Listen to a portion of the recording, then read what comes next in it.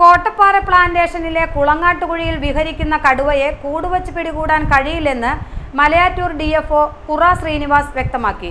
കടുവ നാട്ടിലേക്ക് ഇറങ്ങാത്തതാണ് കാരണം. പശുവിനെ കൊന്ന സ്ഥലം അദ്ദേഹം സന്ദർശിച്ചു.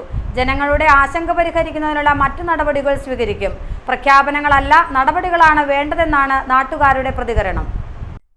കോട്ടപ്പാറ പ്ലാന്റേഷനിൽ കുളങ്ങാട്ടുകുഴി ഭാഗത്ത് പശുവിനെ കൊന്നുതിന്ന കടുവ ജനവാസ മേഖലയ്ക്കടുത്ത് തുടരുന്നത് മൂലം പ്രദേശത്തെ ജനങ്ങളിൽ കടുത്ത ഭീതിയും ആശങ്കയും നിലനിൽക്കുന്ന സാഹചര്യത്തിലാണ് ഡിഎഫ്ഒ കുറ ശ്രീനിവാസും മറ്റുദ്യോഗസ്ഥരും സന്ദർശനം നടത്തിയത്. പശുവിന് നേരെ കടുവയുടെ ആക്രമണമുണ്ടായ സ്ഥലം അദ്ദേഹം സന്ദർശിച്ചു. കടുവയെ കൂടുവെച്ച് പിടിക്കണമെന്ന ആവശ്യം നടപ്പാകില്ലെന്ന് ഡിഎഫ്ഒ വ്യക്തമാക്കി. കടുവ പ്ലാന്റേഷന് പുറത്തു കടക്കാത്തതാണ് കാരണം. കടുവ പ്ലാന്റേഷന്റെ കൂടുതൽ ഉള്ളിലേക്ക് നീങ്ങുന്ന പ്രവണതയാണ് കാണിക്കുന്നത്.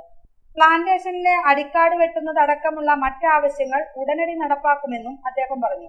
കടുവയുടെ നീക്കം നിരീക്ഷിക്കുന്നതിനുള്ള ക്യാമറകൾ മാറ്റിയിട്ടില്ല. ഈ പുറത്ത് ഏരിയയിൽ ഒന്നുമില്ല, ബൗണ്ടറി ഏരിയയിലും അങ്ങനെയായിട്ട് ഒന്നുമില്ല. ഫോറസ്റ്റ് അകത്താണ്, അത് മാത്രമാണ് ഉള്ളത്. ഓക്കെ, പുറത്ത് ഏരിയയിൽ ഒന്നും മൂവ്മെന്റ് ഒന്നുമില്ല. ഇല്ല, അതാണ് പറയേണ്ടത്. നമുക്ക് ഏതെങ്കിലും പുറത്ത് മൂവ്മെന്റ് ഉണ്ടെങ്കിൽ അപ്പോൾ മാത്രം നമുക്ക് NTC പ്രോട്ടോകോൾ പ്രകാരം റിക്കമെൻഡ് ചെയ്യാൻ പറ്റും. ഇപ്പം നമുക്ക് ഏതൊക്കെ മൂവ്മെന്റ് ഉണ്ടോ കംപ്ലീറ്റ്ലി അകത്താണ് ഉണ്ടത്.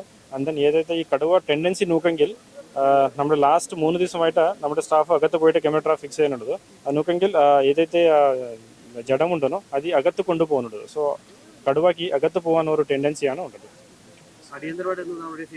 നമ്മൾ ആൾറെഡി പാട്രോളിംഗ് ചെയ്യുന്നുണ്ട് ഇവിടുത്തെ. എന്താണ് ഈ ആഴ്ചയിൽ തന്നെ മാക്സിമം നമുക്ക് ഏതൊക്കെ അരിക്കാടുണ്ടോ ഇവിടുത്തെ ആൾക്കാർ സപ്പോർട്ട് കൂടാ, NGO സപ്പോർട്ട് കൂടാ, നമുക്ക് ഈ ഭാഗത്തുകൊണ്ട് അരിക്കാട് കംപ്ലീറ്റ് റിമൂവ് ചെയ്യും. എന്താ നമ്മുടെ ഫെൻസിംഗ് വർക്ക് ആൾറെഡി തുടങ്ങിയിട്ടുണ്ട്. അത് നമുക്ക് എത്ര പെട്ടെന്നെങ്കിലും അത്ര പെട്ടെന്ന് കംപ്ലീറ്റ് ചെയ്യും. പശുവിന്റെ തല ഒഴികെയുള്ള മറ്റു ഭാഗങ്ങളെല്ലാം പലപ്പോഴായി കടുവ തിന്നു തീർത്തുവെന്ന് ഡിഎഫ്ഒയ്ക്ക് ഒപ്പം പ്ലാന്റേഷനുള്ളിൽ സന്ദർശിച്ച ഗ്രാമപഞ്ചായത്ത് വൈസ് പ്രസിഡന്റ് ജെയ്സൺ ഡാനിയൽ പറഞ്ഞു. 2 കിലോമീറ്ററോളം ഉള്ളിലേക്ക് പശുവിന്റെ ജഡം വലിച്ചു കൊണ്ടുപോയിട്ടുണ്ട്.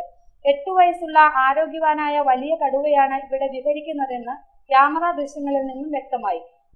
ജനങ്ങളുടെ സുരക്ഷയ്ക്ക് നടപടി വേണമെന്ന് ഡിഎഫ്ഒയോട് ആവശ്യപ്പെട്ടതായും അദ്ദേഹം പറഞ്ഞു. ഇവിടുന്ന് ബോഡി പല ദിവസങ്ങളായിട്ടാണ് ഈ ബോഡി അവിടെ എത്തിച്ചാണ്. ഒറ്റയടിക്കല്ല ബോഡി എത്തിച്ചാണ്. ഇനി ആ ബോഡിയുടെ തലഭാഗം മാത്രമാണ് ഉള്ളൂ. ബാക്കി കുറച്ച് തൊലിയുണ്ട്, കാലും അതിൻ്റെ അസ്ഥികളും മാത്രമുണ്ട്.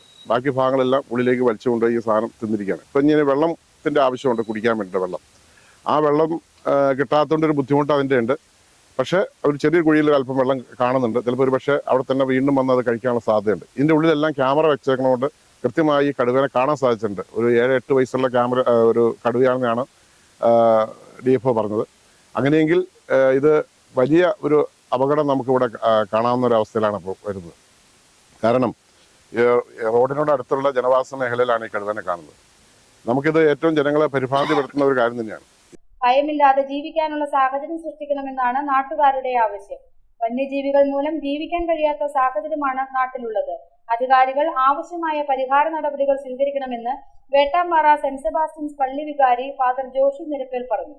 ഈ നാട്ടിലെ വന്യമൃഗങ്ങളുടെ ശല്യങ്ങൾ ഭയങ്കരമായി രൂക്ഷമായിരിക്കുകയാണ്. ഇവിടെ ഈ കഴിഞ്ഞ ദിവസം തന്നെ വന്ന കടുവ വളരെയധികം ഭീതിജനകമായ അന്തരീക്ഷം എല്ലാവരിലെയും പരത്തിയിരിക്കുകയാണ്.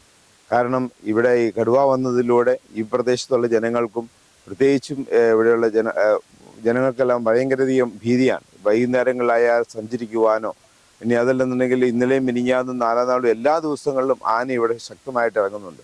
കൃഷിനാശങ്ങൾ വരുത്തി സാധാരണ ജനങ്ങൾക്ക് ജീവിക്കാൻ സാധിക്കാത്ത ഒരവസ്ഥയിലേക്ക് അതിനെ മാറ്റിയിരിക്കുകയാണ്. ഇവിടെയുള്ളവർ എല്ലാവരും തന്നെ കർഷകരാണ്. ഇവരെല്ലാവരും ഞങ്ങളിപ്പോൾ വന്ന് തന്നെ മണ്ണിൽ പണിയെടുത്തുകൊണ്ടിരുന്ന സ്ഥലത്ത് നിന്ന് ഓടി വന്നതാണ്. അപ്പം ഞങ്ങളുടെ ആവശ്യങ്ങൾ ജീവിക്കുവാനുള്ള അവകാശങ്ങളെ നൽകുക എന്നുള്ളതാണ്. ജീവിക്കുവാൻ വേണ്ടിയിട്ടാണ് ഈ ഭൂമിയുള്ളത്. ഈ ഭൂമിയിൽ ഞങ്ങൾക്ക് ജീവിക്കാൻ സാധിക്കുന്നില്ലെങ്കിൽ, അത് പ്രത്യേകിച്ചും വന്യമൃഗങ്ങളുടെ ശല്യങ്ങൾ കൊണ്ട് ജീവിക്കാൻ സാധിക്കുന്നില്ലെങ്കിൽ അതൊരിക്കലും ശരിയായ നടപടികളല്ല. GTV news Kothamangalam.